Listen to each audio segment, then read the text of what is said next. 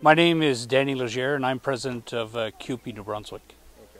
And so what do you think about what's taking place here? Start with maybe what do you think about shale gas itself and hydraulic fracturing? Well, actually, 2 years ago at the CUPE New Brunswick's convention, which is our governing body or our parliament, if I can describe it that way, we've actually passed a resolution, and the concept of the resolution is that we will stand in support of groups that stand in opposition to shale gas exploration for the purpose of hydraulic fracking. And does your endorsement of protests go all the way to direct action, or is there somewhere that you draw the line in terms of tactics? Well, generally what we do, whether it's an event or a campaign such as the resistance to shale gas, or if it's another union's picket line, what we try to do is we come out as a show of solidarity and a show of support, and we'll follow the lead of what that other union wants to do on that picket line. We're certainly not going to take over and run the show. As I understand it to this point, any correspondence that I've received is that this is to be a peaceful event. And troublemakers stay home. Now, whether that changes or escalate, I guess time will tell. Yeah. And so what are some of the reasons that you are opposed to shale gas? Well, our members, we oppose shale gas or hydraulic fracking specifically for a number of reasons. There's the obvious ones that we hear about all the time. Water contamination, problem with wells, the possibility of earthquakes. I mean, we've heard about that in British Columbia. But there's another reason that isn't discussed as much, which is very important to our members, because we represent members that work in the healthcare field here in New Brunswick. And there are naturally trapped carcinogenics that exist in shale, and when you fracture the shale, you release these gases into the environment. So there's the whole water part of it, but the other part of it is the possibility of being exposed to airborne carcinogenics. And when you're exposed to carcinogenics, as we all know, the effects of that don't manifest themselves for a generation. 20, 30 years. We only have to look at the asbestos mines of Quebec. When the asbestos mines of Quebec first started, the scientific data and everybody was saying it's perfectly safe. You've got no fear going to work in the asbestos mines. And today we know what the true story is. So certainly our members have a concern of that.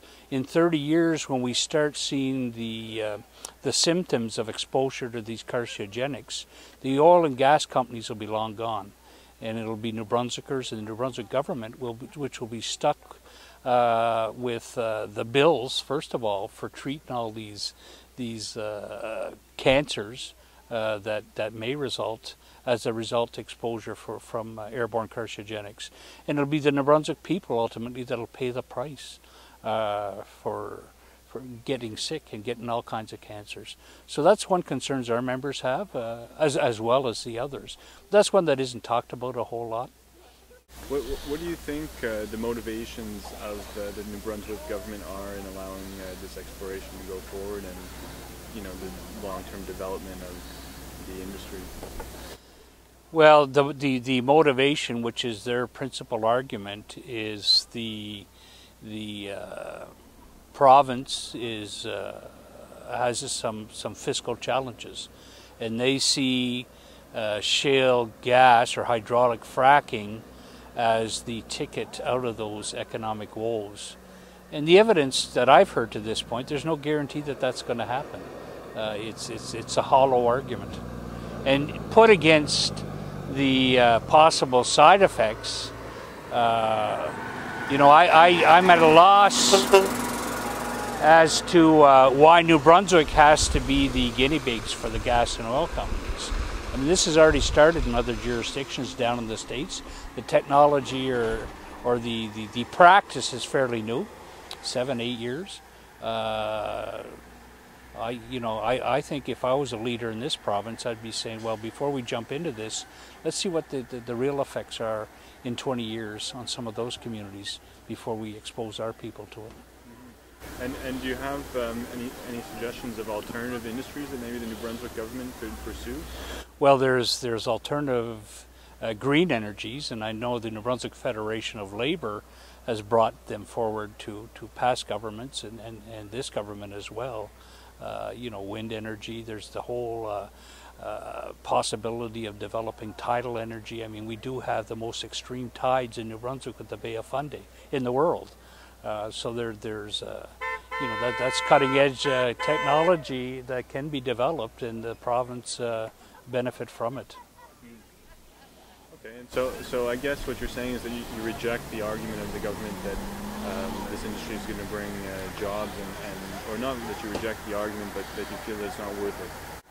Well, two things. I mean, it's not proven to this point because one, we don't know that the shale gas deposits exist yet. Secondly, to this point, there hasn't been a whole lot of New Brunswick jobs. I understand that they brought a bunch of people up from Texas who are doing this exploratory work. So that's one part of it. And the flip side of that, which should outweigh it, is what's the effect going to be on the environment, as well as the health of New Brunswickers, and ultimately on the government of New Brunswick in 30 years. Because right now, you know, we're hearing constantly that our healthcare system is taxed to the limit. If you add the burden of treating to thousands, tens of thousands, possibly hundreds of thousands of New Brunswickers who come down with cancers, where are they going to find the resources for that in 30 years? They won't get it from the oil companies, because in 30 years they're out of here. Where do you see these protests going from here? I think that they'll continue. I'm quite concerned with the approach that the police have taken with the protesters to this point, especially the First Nations community. It's you know, for the outside of the First Nations community looking at it, it seems to be, it's almost provocative. A couple of the events, I've come here a couple times, and you know, holding up traffic and blocking traffic, you almost wonder, from what I was seeing, if the idea wasn't to turn people against the movement by inconveniencing them for that period of time. But so you're saying that the police have intentionally blocked traffic for longer than they would have had to or whether they even had to block traffic. The protesters were always on one side of the road, following the direction of police for security purposes, and to completely stop traffic. I mean, well, actually, it was the thumper trucks that had the lane blocked. It wasn't the protesters. So there was one lane blocked anyway, and to block the second lane, from where I stand, it looked like it was to frustrate the traveling public.